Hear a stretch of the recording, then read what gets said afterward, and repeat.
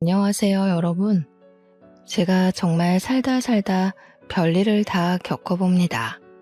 제 나이 40대에 이혼녀가 될 거라고는 생각도 못했을 뿐더러 이런 추잡한 일이 저에게 벌어질 거라고는 상상조차 하지 못했습니다. 누군가에게는 속 터지는 이야기일 수도 있고 혹은 짠하게 들리는 이야기일 수도 있지만 여기다가 풀어놓지 않으면 제 명예 못 죽을 것 같아서 이렇게 이야기를 해봅니다. 참으로 지긋지긋하고 벗어나고 싶기만 했던 생활인데 막상 일이 이렇게 되고 나니까 어디로 가야 할지 길을 잃은 아이처럼 살게 되네요. 제 이야기를 끝까지 들어주신다면 저에게는 더할 나위 없는 힘이 될 것 같습니다. 저는 20대 중반쯤 6살 연상인 남편과 결혼을 하게 되었습니다. 저와 남편의 고향은 경북 상주였고 가부장적인 남편네 집에서 그러니까 시댁에서 어린 마음에 상처를 받으며 고생고생하며 신혼살림을 했습니다. 남편이 그때까지 제대로 된 직장이 없었기 때문에 곶감 농사를 하는 시댁에서 호되게 혼이 나면서 일을 도우며 살고 있었죠. 고생 끝에 낙이 온다고 줄줄이 낙방만 하던 취업이 드디어 성공을 하고 말았습니다. 저는 서울에 올라간다는 설렘보다 드디어 시댁에서 벗어날 수 있다는 마음에 하루하루 손을 꼽아 서울로 상경하는 날을 기다렸죠. 시모는 끝까지 서울에 가면 고생한다고 이 동네에서 먹고 살 일을 찾아야지 서울에 가느냐고 남편을 뜯어 말렸습니다. 하지만 그때에는 서울에 간다는 사실 자체가 성공을 했다는 증명이기도 했기에 남편은 그 손을 뿌리치고 저와 서울에 올라왔습니다. 처음에 상주 촌년이 서울의 빌딩 숲을 보고 얼마나 놀랬는지 모릅니다.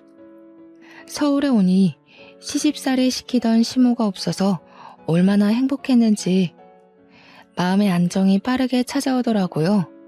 제가 또 하필이면 친정 부모 없이 자란 천의 고아였거든요. 제가 어릴 때 두 분 모두 돌아가신 걸로 알고 있습니다. 물론 정확한 사정은 모르지만 동네 사람들이 저를 품앗이하듯 키워주셨는데 모두들 저에게 부모님이 돌아가셨다고 말을 해주셨어요.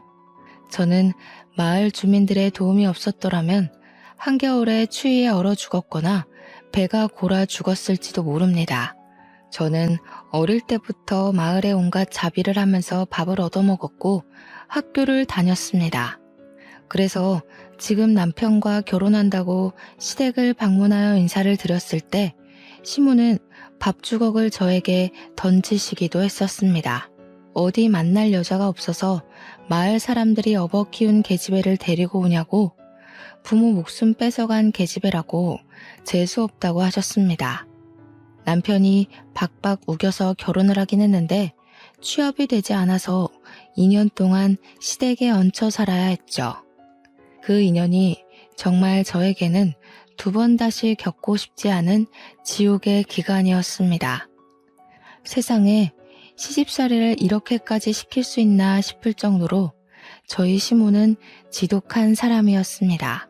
상주가 또 곶감이 워낙 유명한 곳이지 않겠습니까?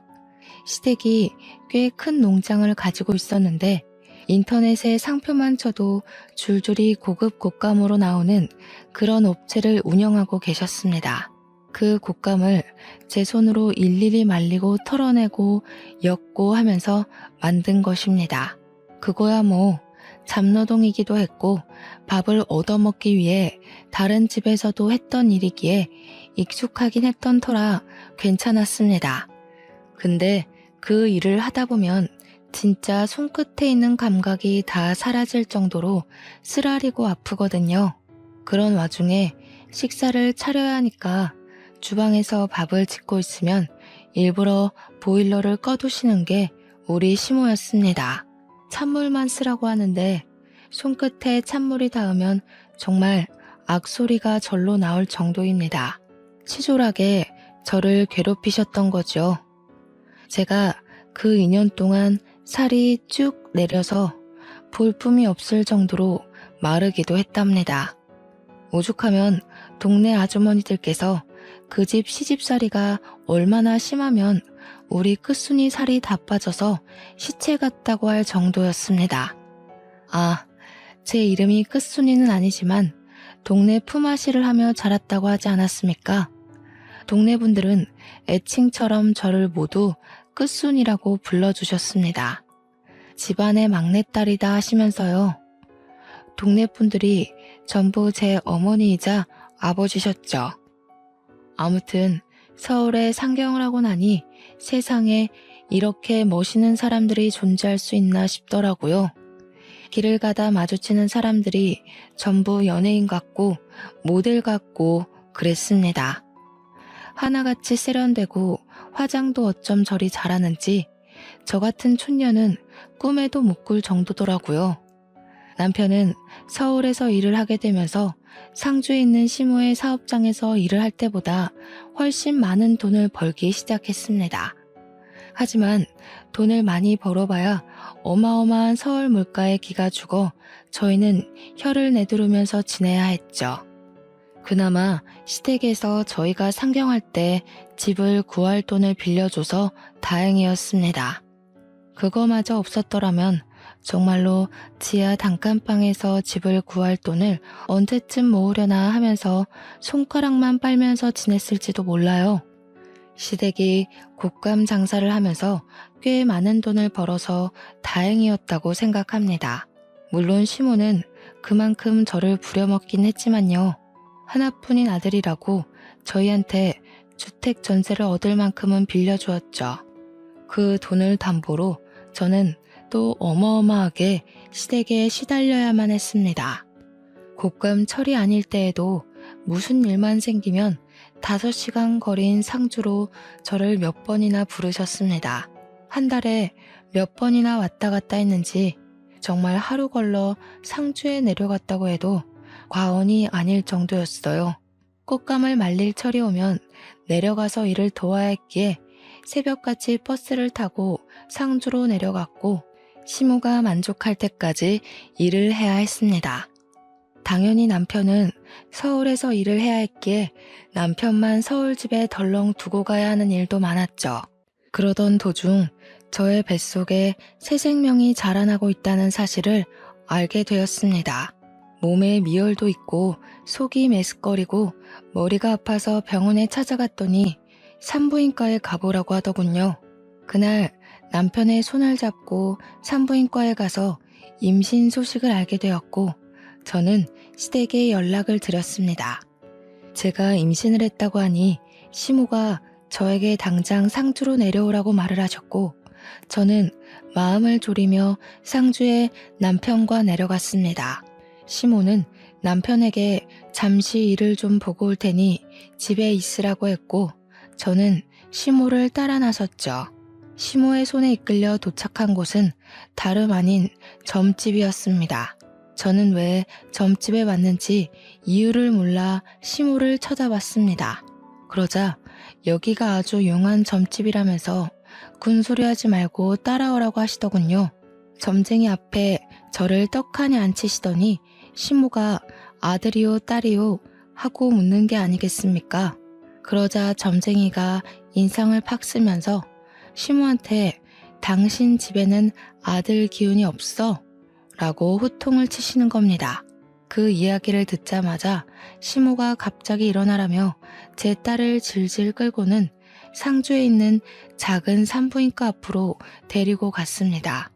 병원에 가서 여기 애도 떼주지? 하는데 정말 제 온몸의 피가 차게 식는 듯 했어요. 아직 성별도 나오지 않은 작은 점 같은 아이를, 딸인지 아들인지 모를 아이를 어떻게 점쟁이 말만 듣고 그럴 수 있는지요. 시모가 병원 접수처에서 하는 이야기를 듣자마자 저는 놀래서 뛰어내려갔습니다. 시모가 뒤에서 거기 서라고 쫓아오는 소리가 들렸지만 섰다가는 큰일이 날 것 같았습니다. 신발이 한짝 벗겨진 것도 모른 채로 내달려 공중전화 앞에 섰고 남편이 기다리고 있을 시모 집으로 전화를 걸었습니다. 남편이 받자마자 시모한테 이끌려 동네 산부인과에 갔는데 아들 아닌 것 같다는 점쟁이 말에 수술을 시키려 했다고 두서없이 말을 막 뱉었어요. 남편도 놀래서 제가 도망친 공중전화 앞으로 달려왔고 분노에 휩싸인 남편과 함께 시댁으로 돌아갔습니다. 시댁에 도착하니 시모가 마땅치 않은 얼굴로 저를 바라보며 혀를 끌끌 차고 있더라고요. 그 용한 점쟁이가 우리 집에는 아들 기운이 없다는데 계집이 나와서 어디다 쓸 거냐고 삿대질을 막 하시는 겁니다. 남편이 어디 그런 사기꾼의 말을 듣고 아직 전밖에 되지 않은 아이한테 나쁜 짓을 하려더냐고 같이 성을 냈어요. 그러니까 시모가 밖에서라도 아들을 낳아오라고 대는 이어야 하지 않겠냐고 자기 할 말만 하시더라고요. 남편은 산모 앞에서 그런 이야기 하지도 말라고 하셨고 저는 그제야 한쪽 발이 맨발인 걸 알게 되었습니다. 달리다가 긁힌 건지 발이 상처투성이가 되어 있더라고요. 그 발을 보는데 너무나도 제 처지가 어떤지 느껴졌어요. 시모는 자기한테 성을 내는 아들에게 실망했다며 아들 키워봐야 소용이 없다고 가슴을 막 치셨습니다. 그러자 남편이 아들 키워봐야 소용없는데 왜 우리한테 아들 낳아오라고 타령을 하냐면서 서울 가겠다고 했습니다. 표독스럽게 저를 바라보던 시모는 여우 같은 년이 우리 아들을 홀려놨다고 저랑 함께 막 달려오시더라고요. 저는 너무나도 공포스러웠습니다. 시모가 달려오는데 정말 눈을 뒤집으면서 달려오시더라고요. 다행히 남편이 왜 이러시냐며 시모를 내동댕이 쳤고 엉덩방아를 찢은 시모는 그 자리에 주저앉아 엉엉 우셨습니다. 남편은 저에게 미안하다고 계속 사과를 하고 시모는 저한테 애를 당장 지우라고 우리 아들이 힘들게 번 돈 딸에게 쓸 수 없다고 소리치셨죠. 결국 남편은 시모에게 사과하기 전에도 전화도 하지 말고 찾지도 말라고 하고는 저를 끌고 서울에 올라왔습니다. 서울로 가는 차 안에서 남편이 아직 판판한 제 배를 만지며 울더라고요.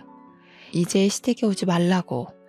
아이를 낳을 때까지는 죽어도 오지 말라고요.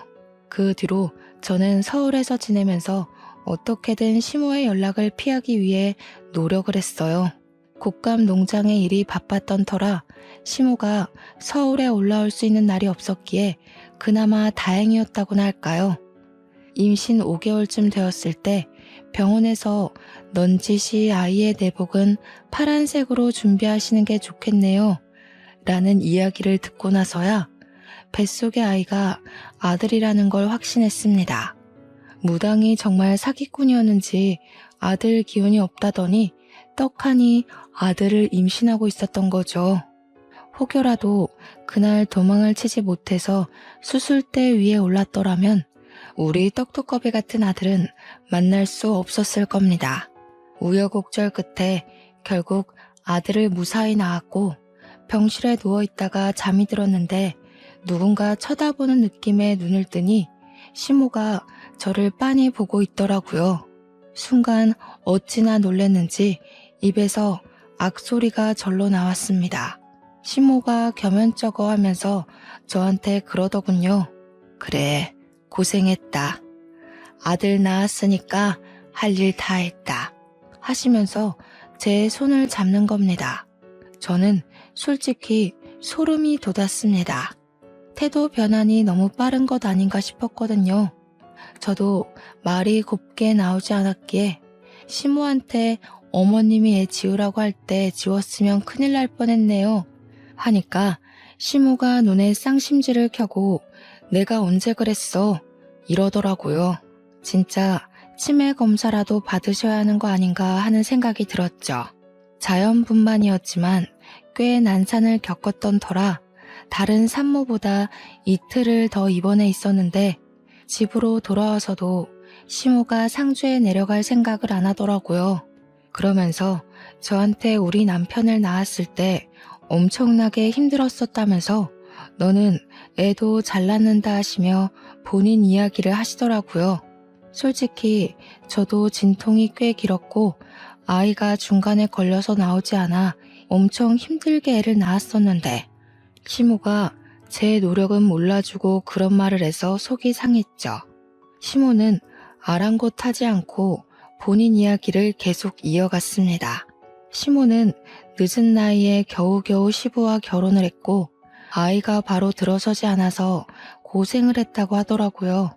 2번의 유산을 했고 3번째에서야 겨우겨우 남편을 낳을 수 있었는데 그때가 이미 30대 중반을 넘겨버린 나이여서 시댁에서 엄청난 구박을 받았다고 했어요. 겨우겨우 아들을 낳았으니 목숨 유지하고 살았지 딸을 낳았으면 쫓겨났을 거라고 훌쩍이시더라고요. 그러면서 딸은 전혀 도움이 되지 않는다고 계속해서 이야기를 하시는데 저나 시모나 둘 다 여자 아닌가요? 그냥 그 이야기 자체가 제가 딸을 낳았더라면 널 내쫓았을 거야 하는 이야기로밖에 들리지 않았습니다. 듣기 싫었지만 본인 말만 하시는 시모의 이야기를 끝까지 들을 수밖에 없었죠. 그때는 조리원 같은 게 제대로 되어 있던 시절은 아니었기에 집에서 몸조리를 해야 했습니다. 시모가 상주에 내려갈 생각을 도통 하지 않으니 어쩔 수 없이 집에서 시모와 함께 몸조리를 해야만 했어요. 모유 양이 많아서 전몸살이 땅땅하게 뭉쳐 걸릴 때 풀어줄 생각은 않고 저한테 잔소리만 하시던 시모. 도무지 누가 누굴 도와주러 온 건지 모르겠더라고요. 거기다가 모유 수유를 할 때마다 자꾸 빤히 보시는데 너무 부끄럽고 부담스럽더라고요. 자기 앞에서 모유 수유를 하라고 우리 손자가 잘 빨아먹는 걸 봐야겠다면서 저한테 계속 이야기를 하시는데 정말 너무 싫었어요. 제가 시모랑 목욕탕도 한번 가본 적 없는 사이거든요. 상주로 내려갈 생각은 전혀 없으시고 자꾸 저를 힘들게만 하시니까 결국 남편한테 도움을 요청했습니다. 어머님이 너무 부담스럽게 하고 사사건건 집안일로 트집을 잡아서 도무지 몸조리를 할 수 없다고요. 그런데 남편이 저한테 그러더군요. 오죽 손자가 보고 싶으면 그런 눈치를 주는데도 여기 붙어 있겠냐고요. 제 편을 들어주겠다던 남편은 아들을 낳자마자 손바닥 뒤집듯이 태세를 바꾸더군요. 몸조리 해야지 하시면서도 손 하나 까딱하지 않으시는 시모 덕에 제가 먹을 미역국도 제가 끓이는 신세가 되었습니다. 시모가 그 정도는 해줄 거라고 생각했는데 제가 미역국을 끓이니 고기를 넉넉하게 넣어야 아범이 좋아하는데 이런 이야기만 하시더라고요. 남편이 퇴근하고 집으로 돌아오면 8시 정도 되는 시간이었거든요. 그러면 저는 이미 일찍 저녁을 먹고 애를 재우고 있는 시간이었단 말이죠. 아무래도 신생아니까 자주 먹고 자주 자고 저도 아이랑 같이 틈틈이 자야 하니까요. 남편이 오는 시간이면 잠에 들 시간인데 그때부터 집안에서 맛있는 냄새가 아주 솔솔 풍기기 시작합니다. 신모가 남편 준다고 그때부터 부지런히 저녁상을 차리는 냄새였죠. 저는 몸조리 해야 된다고 내내 미역국만 먹이시고 그나마 그 미역국도 제가 끓인 거고요. 남편은 바깥일하고 왔으니 몸보신 든든하게 해야 된다면서 갈비찜에 꽃게탕에 난리가 났더라고요. 남편은 제가 뭘 먹으면서 버티는지 모르니까 엄마 손맛이 최고라면서 신나서 어쩔 줄 모르고요. 시모가 또 오죽 남편 입맛을 잘 알겠습니까? 허구한 날 애가 울든 말든 시장 가서 장을 봐오는데 진짜 너무 서럽더라고요. 우는 아이 달래느라 저는 밥이 코로 넘어가는지 입으로 넘어가는지 모르면서 지내고 있었는데요. 어느 날은 애가 새벽 내내 울기 시작하는 겁니다. 배앓이라는 게 뭔지도 잘 모를 때라 그저 아이가 잠투정을 한다고 생각했죠. 동네가 떠나가라 얼굴이 새빨갛게 변할 정도로 자지러지면서 울기 시작하는데 시모가 갑자기 부부 침실에 문을 벌컥 열고 들어오더라고요. 아무리 애가 운다고 해도 그렇지. 부부가 사용하는 침실을 노크도 없이 야밤에 벌컥 열고 들어온다는 게 상상이나 가시나요? 그러더니 저보고 성질을 확 내면서 애를 안고 나가라는 겁니다. 제가 네? 무슨 말씀이세요? 하고 물어보니까 남편 잠 못 잔다고 나가래요. 주섬주섬 애를 포대기에 업고 나오니까 거실에 있지 말고 밖으로 나가라는 겁니다. 시모 본인이 남편이 아기 때 울면 그렇게 밖으로 나가서 동네를 몇 바퀴 돌았다면서 저보고 나가래요.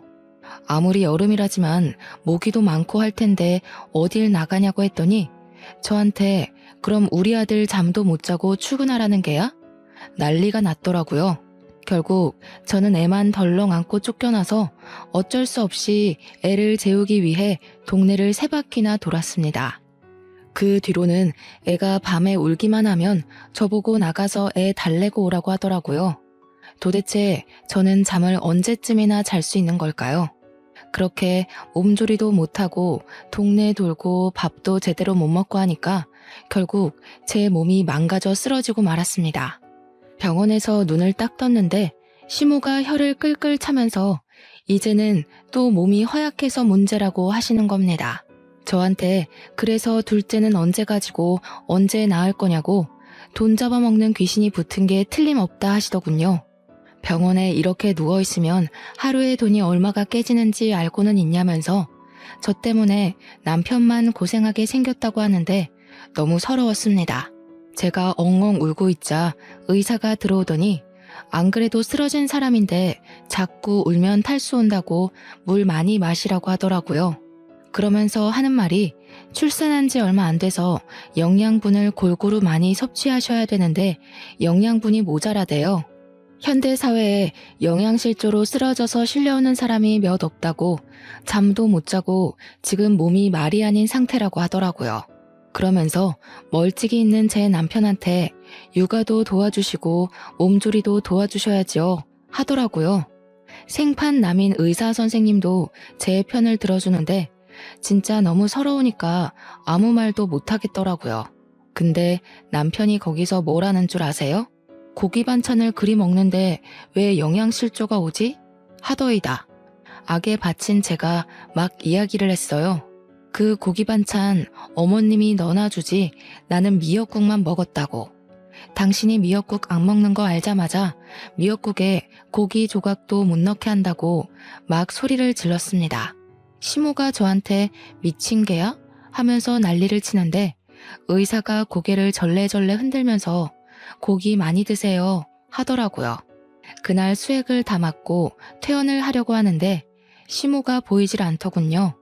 어머님 어디 갔냐 물어보니 상주로 내려가셨다고 남편 보기 부끄러워서 도망을 가신 겁니다. 그 뒤로는 남편이 의사 말이 마음에 걸렸는지 고기 사 먹으라고 돈을 막 쥐어주더라고요. 그래서 원 없이 고기 구워 먹었습니다. 아들이 100일쯤 지나니까 육아도 할만하더라고요. 아이를 키우면서 누가 제일 보고 싶었는지 아세요? 나를 낳아준 부모도 아니고 자기 자식도 아닌데 저를 챙겨주시고 키워주셨던 상주 사람들이 보고 싶더라고요. 우리 끝순이 끝순이 하면서 저를 정말 막내처럼 챙겨주셨던 그 어르신들이요. 산후 우울증이라는 게 이렇게 찾아오는 건지 꿈에도 몰랐습니다. 하루 종일 쳇바퀴 돌듯이 아이가 일어나면 분유를 먹이고 눈 맞추고 놀아주다가 또 분유를 먹이고 울면 달래주고 하루 종일 그러고 있으니까 너무 우울하더라고요. 남편은 바빠서 주말에도 출근하기 일쑤였고 바깥 바람을 제대로 쐬지 못하니 너무 답답했어요. 남편이 돈을 많이 벌어다 주면 뭐합니까? 돈을 쓸 시간이 없는데. 그렇게 아이가 태어난 지 5개월이 지났을 무렵 시댁에서 어김없이 저를 찾는 전화가 걸려왔습니다. 겸사겸사 애도 보고 싶고 제가 할 일이 있으니까 상주에 애 데리고 내려오라고 하시더군요. 꽃감 시기가 다가온 것이었습니다. 남편 보고 같이 가주면 안 되냐고 물었더니 일이 바빠서 도무지 같이 갈 시간이 나지 않는다고 혼자 갔다 오라고 하더군요. 저만 홀로 갓난아이를 업고 짐을 싸서 5시간을 버스를 타고 내려갔습니다. 상주에 도착을 하고 나니 시모가 바로 애부터 빼앗아 들고는 저에게 일을 하라고 하더군요. 시모는 손자를 보느라 정신이 나간 사람처럼 굴었고 저는 하루 종일 쪼그려 앉아서 일을 해야 했습니다. 그러다가 아이가 배고플 시간이 되어 분유를 주러 갔는데 시모가 곶감의 속을 숟가락으로 살살 긁어서 아이에게 먹이고 있는 게 아니겠습니까? 이도 없는 아이한테 아직 이유식도 시작하지 않은 아이에게 곶감을 주다니 이게 무슨 짓인가 싶었어요. 제가 너무 놀라서 어머님 하고 소리를 지르자 시모가 무슨 유난을 그리 떠냐고 오히려 저한테 뭐라고 하더라고요. 속만 살살 긁어서 준 거라고 하더라고요. 제가 이유식 시작도 안 한 아이한테 무슨 일이 생길 줄 알고 그걸 주시냐고 했죠. 그러니까 시모한테 그게 무슨 말버릇이냐고 트집을 잡더니 우리 남편도 어릴 때 다 곶감 먹고 컸다고 성을 내시더라고요. 애 보는 거에 참견할 시간 있으면 곶감 하나 더 엮고 오라고요. 평소에 조용한 시모의 집에서 아기 울음소리가 들리니 상주 사람들이 끝순이가 동네에 왔나 보다 싶어서 시모 집으로 찾아왔어요. 아이가 누굴 닮았나 궁금하기도 했다며 하나같이 저한테 우리 끝순이 고생했다고 토닥여 주시더라고요.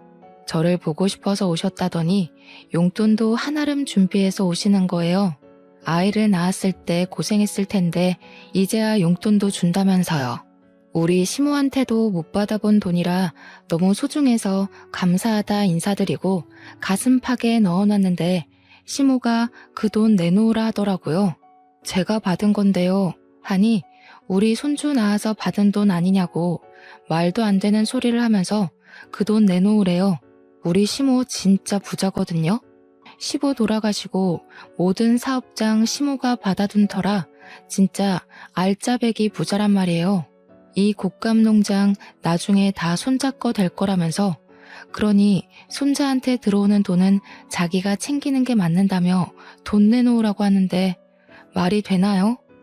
결국에는 제가 돈 가지고 있으면 땀만 먹고 도망갈까봐 내놓으라는 것이었습니다. 오죽하면 옆에서 우리 아들 귀엽다고 보고 있던 동네 아줌마가 시모한테 삿대질을 막 하더라고요. 뺏을 게 없어서 끝순이한테 준 용돈을 뺐냐고 할머니 성격 고약하다고 하면서요.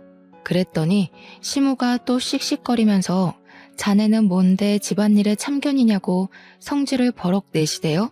그렇게 한 일주일 있다가 서울에 돌아오니 그 사이에 잘 쉰 건지 남편 때깔이 곱더라고요. 술 냄새가 진동을 하는데 오자마자 저한테 해장국 좀 끓여달라고 하길래 해장국을 끓여줬어요.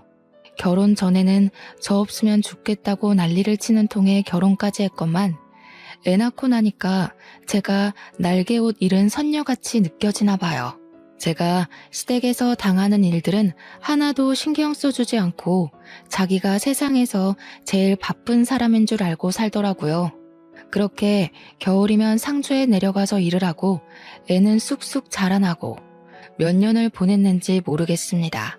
애를 낳은 게 겨우 20대 중반이었는데 벌써 40대를 넘긴 나이가 된 거죠.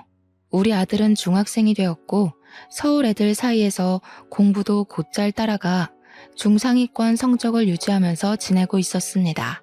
저는 꼬부랑 글씨를 아무리 봐도 모르겠던데 우리 아들은 저한테 차근차근 설명도 참 잘해주더라고요. 나중에 선생님 되는 게 꿈이라면서 열심히 공부할 거라고 했어요. 얼마나 기특하고 예쁜지. 아들이지만 참 순수하고 얌전한 놈이었죠. 하지만 그 행복은 얼마 가지 않았습니다. 집에 큰일이 생기고 말았죠. 바로 평생 동안 저를 괴롭히고 정정하게 살 것 같았던 우리 시모가 풍으로 쓰러지게 된 겁니다. 처음에는 거동도 제대로 못하시는 바람에 집에서 수발을 들어줄 사람이 필요해졌어요.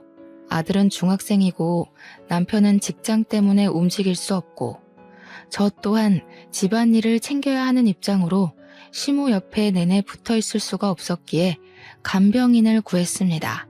그런데 시모의 성격이 어찌나 괴팍한지 다들 대충 아시잖아요. 간병인들이 도무지 버텨내지를 못하는 겁니다. 시모가 사사건건 입만 살아서 트집을 잡아대고 욕을 해대고 하니까 간병인들이 도망을 간 거예요. 한 달 동안에만 3명의 간병인이 도망을 가게 되면서 결국 남편은 저에게 부탁을 하더라고요. 애는 공부를 해야 하고 자기는 일을 해야 하니 집에서 그나마 시간이 남는 저보고 수발을 들어달라고요. 이게 사실 부탁인지 명령인지는 잘 모르겠지만 남편이 해달라고 하는데 제가 어떻게 거절을 하겠습니까? 결국 제가 짐을 싸서 상주로 내려가게 되었습니다. 서울에 언제 올 수 있을지 기약 없는 상주행이었죠. 제가 내려가니까 누워서 꼼짝 못하시던 시모가 잘 왔다고 하시더라고요. 그동안 간병인들이 어찌나 하는 일이 없던지 속이 답답할 지경이었다면서 일은 우리 며느리가 잘하지 하시는데 무섭더라고요. 그 말이 칭찬이 아니라 앞으로 내가 널 부려먹을 거다 하는 경고같이 느껴졌어요. 순간 신혼 2년 동안 시집살이를 했던 일들이 새록새록 떠오르대요. 그렇게 옆에서 병수발을 들면서 시모가 거동을 조금씩이라도 할 수 있도록 시모를 끌어안고 움직이기 시작했습니다. 시모가 한번 쓰러지고 나니까 화내는 기력도 예전만치 못한지 저한테 잔소리도 하도 줄이시더라고요. 물론 이렇게 수그러들기까지 꽤 시간이 흐르긴 했죠. 간병하겠다고 내려간 첫날 오줌 누는 요강을 제때 비우지 않았다고 그 요강을 저한테 던지셨거든요. 안에 가득 차 있던 소변을 뒤집어 썼을 때는 정말 화가 머리끝까지 나서 시모한테 소리를 고래고래 질렀습니다. 어머님, 이러시면 저 밥도 안 하고요. 요강도 비우지 않을 거라고요. 아예 서울로 가서 나몰라라 하고 지낼 겁니다. 했더니 깨갱 하시더군요. 제가 정말 짐부터 싸고 아무것도 하지 않자 저한테 처음으로 미안하다고 먼저 사과까지 하셨습니다. 그 뒤부터는 시모의 재활을 위해 힘을 썼죠. 그나마 남편이 돈을 꼬박꼬박 보내주어서 읍내에 있는 정형외과 선생님의 도움을 받아 마사지도 해드리고 거동을 도와주는 보조기구도 샀어요. 하지만 시모를 돌보는 일만 저에게 주어진 것은 아니었습니다. 우리 시모 농장의 규모가 꽤 컸거든요. 곶감 사업장도 큰 업체였고요. 그 관리가 전부 제 몫이 되고 만 거죠. 시모가 움직일 수 없으니 제가 매일같이 출근을 해서 농장을 1~2시간 돌봐야 했습니다. 시모가 낮잠을 자는 틈에는 공장 시차를 가고 시모가 깨어있을 때는 식사도 차려야지, 씻겨드려야지, 운동도 해야지. 엄청 바빴습니다. 얼마나 깔끔을 떠는 분이신지 하루에 한 번 씻지 못하면 혓바늘이 돋는다고 하시더라고요. 처음에는 시모가 목욕하는 것만 옆에서 도와드렸는데 결국에는 저도 온몸에 물을 뒤집어 쓰게 되더라고요. 그래서 그냥 시모랑 같이 씻게 되었죠. 정정할 때는 목욕탕 한 번 같이 가본 적 없는 사이였지만 늙어서 하게 되네요. 시모 등도 빡빡 밀어드리고 씻고 나서 머리도 정갈하게 정리해드리고 스킨 로션도 다 발라드리고요. 거동을 조금씩 하게 되긴 했지만 화장실이 급할 때는 제가 똥오줌도 다 받아드리고 했어요. 식사를 하실 때도 손을 자꾸 떠시니까 제가 먹여드리게 되었고요. 그렇게 3개월을 조금 넘는 시간 동안 시모와 둘이 상주에서 지내게 되니까 서울에 있는 남편이랑 아들이 문득 궁금하더라고요. 그래서 전화를 했더니 아들이 받는 겁니다. 잘 지내냐고 물어보니까 애가 기가 팍 죽은 목소리로 응 하고 대답을 하는데 서글펐어요. 밥은 잘 챙겨 먹는 거냐고 엄마가 주말에 한번 올라가겠다고 하니 제가 보고 싶어 죽겠다고 이야기를 하더라고요. 아들이 그렇게 이야기를 하니까 당장이라도 달려가고 싶은 마음이 들어서 시모에게 이야기를 했죠. 주말에 서울에 좀 다녀올게요 하니까 제가 없으면 불안한 시모가 손자를 상주로 오게 하면 안 되냐고 하는 겁니다. 그래서 아들에게 혹시 주말에 상주로 내려올 생각 있냐고 물어보니까 냉큼 오겠다고 하더라고요. 아들 사랑, 손자 사랑이 대단한 우리 시모는 우리 아들이 내려오자마자 신이 나서 난리가 났습니다. 예쁘다 예쁘다 하면서 아들한테 어디 숨겨놨던 돈을 막 주는 거예요. 그러면서 넌지시 아범은 왜 안 내려오냐고 물어보더라고요. 아들이 아빠 바쁘대요. 저만 다녀오랬어요 하는데 시모 얼굴에 실망이 가득하더라고요. 금이야 오기야 키운 아들이니까 더 서운하고 그랬겠죠. 자식 새끼 키워봐야 소용 하나도 없나 하시는데 제 마음이 더 무너지는 것 같았습니다. 그렇게 주말이 지나고 아들이 올라가니까 시모가 너무나도 적적해해서 남편에게 전화를 걸었습니다. 여보, 주말에 상주 좀 와. 어머님이 보고 싶으신가 봐. 하니까 남편이 저한테 자기는 뭐 서울에서 놀고 있는 줄 아냐면서 바쁘다고 아무 때나 전화하지 말래요. 그러더니 전화를 뚝 끊어버리는 게 아니겠어요? 황당해서 허 하고 있는데 시모가 아범이니? 하시대요. 그래서 아니에요, 친구예요 했습니다. 시모가 넌지시 아범이 참 못됐어 못됐어. 어찌 제 어미가 아픈데 한 번을 안 오냐고 하더라고요. 그래서 제가 있잖아요. 어머님, 제가 살가운 며느리는 아니었죠. 하니까 시모가 갑자기 눈물을 훔치시는 겁니다. 아니다 얘야. 내가 못됐지. 허구한 날 찬물에 설거지 시키고 시집살이 시키고 그때는 우리 아들이 뭐가 모자라서 너랑 결혼하나 했다. 내가 우리 손주 밖으로 나오지도 못하게 할 뻔했고 이 늙은이가 이제 와서 벌 받는갑다. 그렇게 말씀하시는데 저도 눈물이 주르륵 나더라고요.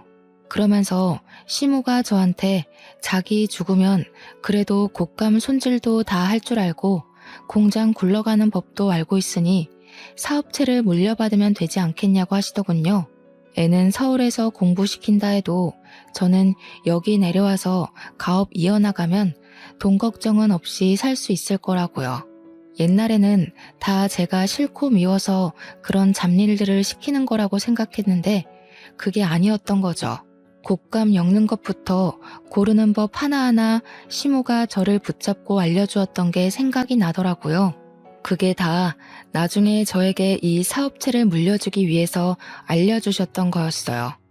그렇게 시모랑 부대끼며 산 지 1년이 조금 넘었을 때 저와 시모는 정말 많이 친해졌습니다. 그동안 우리 아들도 주말이면 상주에 내려와서 지냈고요. 그러면 제가 또 반찬 같은 걸 바리바리 싸서 보내주곤 했어요. 우리 아들 잘 먹고 잘 컸으면 좋겠어서요.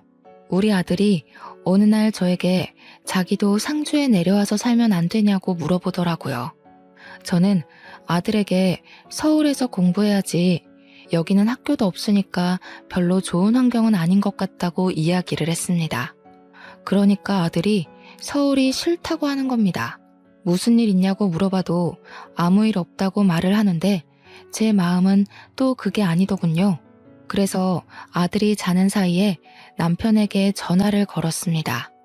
밤 11시가 넘어가는 시간이라 남편이 자고 있나 싶긴 했지만 오기가 생기더라고요. 2번, 3번, 4번 전화하는데 계속 받지 않으니까 받을 때까지 전화를 걸었습니다.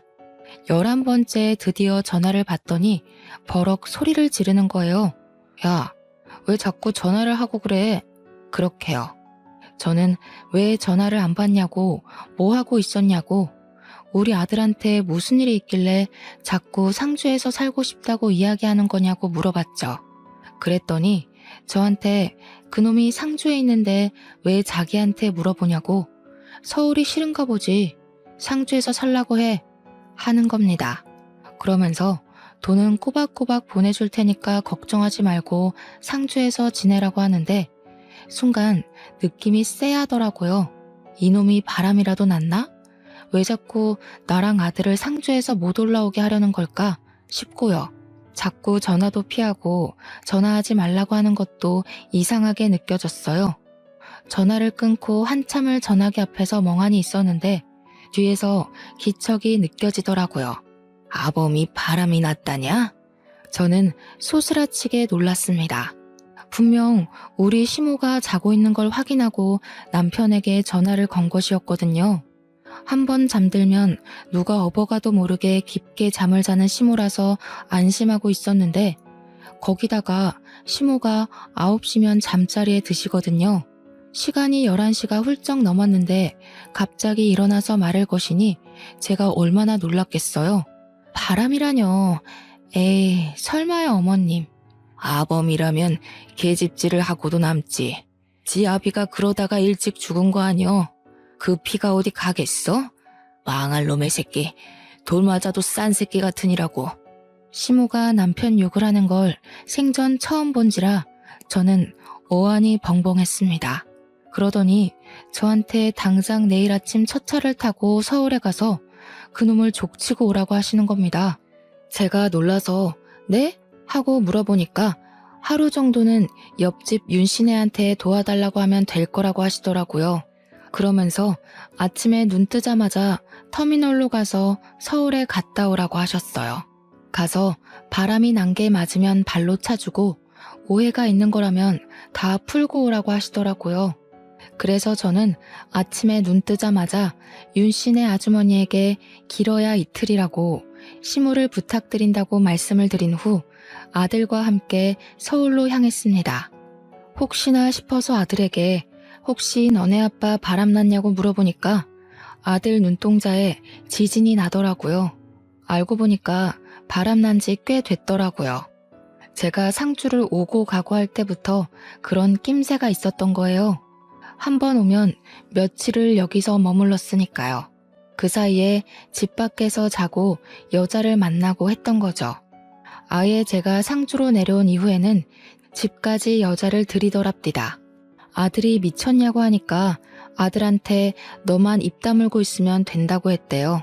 저희가 올라간 날이 토요일이었는데 일요일까지 있을 거라고 남편은 알고 있을 테니까 분명히 집을 차지하고 있을 거란 생각이 들었습니다. 그래서 서울에 도착하자마자 집으로 달려가서 문을 벌컥 열었어요. 현관에 난생 처음 보는 하일이 있더라고요. 냅다 안방 문을 열었습니다. 해가 중천에 떠 있는데도 안방 침대에서 둘이 누워 자고 있더라고요. 방 안 가득 술 냄새가 진동하고요. 온몸이 부들부들 떨리는데 이대로 두고 볼 수 없으니까 화장실에 가서 시리게 찬물을 바가지에 담아 자고 있는 그 두 년놈들을 향해 뿌렸습니다. 둘 다 혼비백산에서 일어나는데 제가 떡하니 버티고 있으니 저승사자 본 사람처럼 놀라더군요. 이 미친 것들이 당당하게 바람을 우리 집 안방에서 피네? 아들, 증거 남겨. 제 말에 아들이 휴대폰을 들고 사진을 막 찍더라고요. 남편이 이게 무슨 짓이야? 하면서 저한테 당장 나가라고 소리를 치는 게 아니겠어요? 도대체 제가 왜 나가야 하는 건지, 불륜을 저지르고도 저리 뻔뻔할 수가 있나요? 차라리 잘 됐네. 이참에 이혼하자.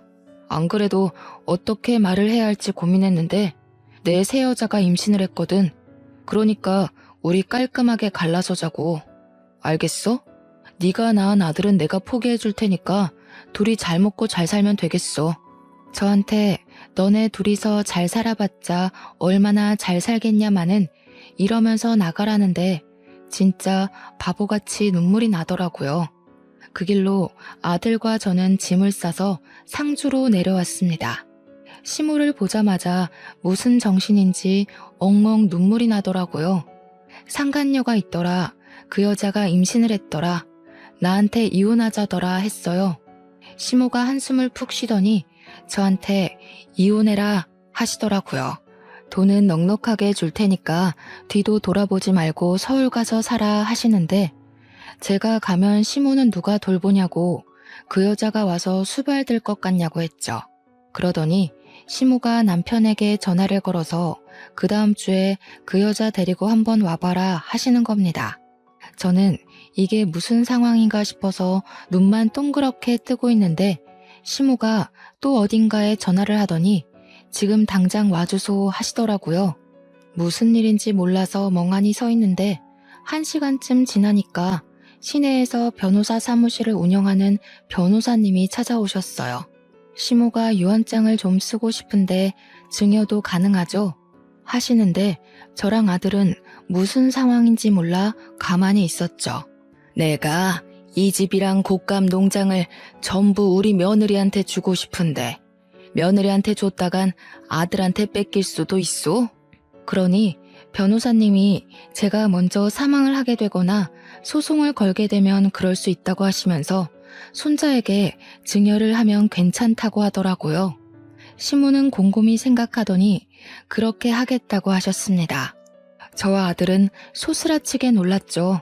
그러면 증여세를 내가 내더라도 우리 손자한테 증여합시다. 세금 문제는 내가 알아서 다 할 테니까 어디로 내야 하는지만 알려줍소. 그러더니 시모가 우리 아들의 손을 꼭 잡고 이야기를 하시더라고요. 아가, 이거 니 다 주마. 절대로 너희 아비한테 뺏기지 말고 단단히 들고 있어. 그렇게 일주일 동안 어머님은 바쁘게 변호사님과 상의를 해서 모든 명의를 아들의 명의로 돌려주셨습니다. 그리고 약속했던 날짜에 남편과 상간녀가 상주로 찾아왔습니다. 저와 아들을 보더니 여기서 기생하고 있었냐고 하더라고요. 우리 시모가 힘이 잘 들어가지도 않는 손으로 요강을 번쩍 들더니 소변이 가득 차 있는 요강을 남편과 상간녀에게 던졌습니다. 오줌을 뒤집어 쓴 둘은 이게 뭐야 하면서 난리법석을 떨었죠. 이 버러지 같은 것들아. 아범 너는 말이야 네 아비가 오입질을 하다 죽었는데도 바람을 피워? 내 재산 네 한 푼도 안 준다.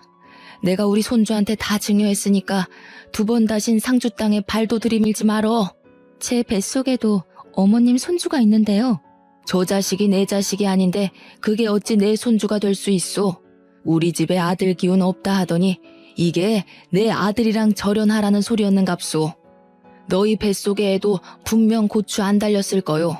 당장 내 눈앞에서 썩 꺼져. 오줌 뒤집어 쓰고 남편은 씩씩거리면서 엄마 죽으면 재산 못 찾아올 것 같냐고 패드립을 치더라고요. 변호사가 우리 아들한테 증여하면 증여세를 2번 물고 준 거라서 절대 못 찾을 거라고 했지만 알려주진 않았죠.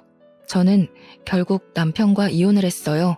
상간녀가 임신해 있었기에 이혼을 해주지 않고 버텨볼까 했지만 시모가 뭘 질질 끄냐고 하시더라고요. 그리고 아들이랑 아예 상주로 내려와서 곶감 농장을 운영하며 시모의 병수발을 들었지만 2년 뒤 겨울에 시모가 돌아가시게 되었습니다. 시모가 그렇게 가시고 아들이랑 저랑 장례 준비까지 다 끝냈는데 남편이 상주에 오더니 재산 정리를 하자고 하더군요. 너 줄 재산 없다고 변호사님이랑 이야기하라고 했어요. 남편은 변호사가 준비한 서류를 죄다 훑더니 정말 시모 명의로 된 재산이 하나도 없는 걸 보고는 부들부들 떨더라고요. 근데 더 웃긴 건 상간녀가 애를 안고 쫓아 내려왔는데 그 애가 딸이더군요. 콩고물 하나 못 얻어간 전 남편이 어떻게 살고 있는지는 그 뒤로 소식을 전해 듣지 못해 모르겠습니다. 저는 시모가 물려준 농장을 잘 운영해가며 아들과 함께 행복하게 살고 있습니다. 동네 사람들도 끝순이 돌아온 걸 축하한다고 저를 2팔 걷고 도와주신 덕분이죠.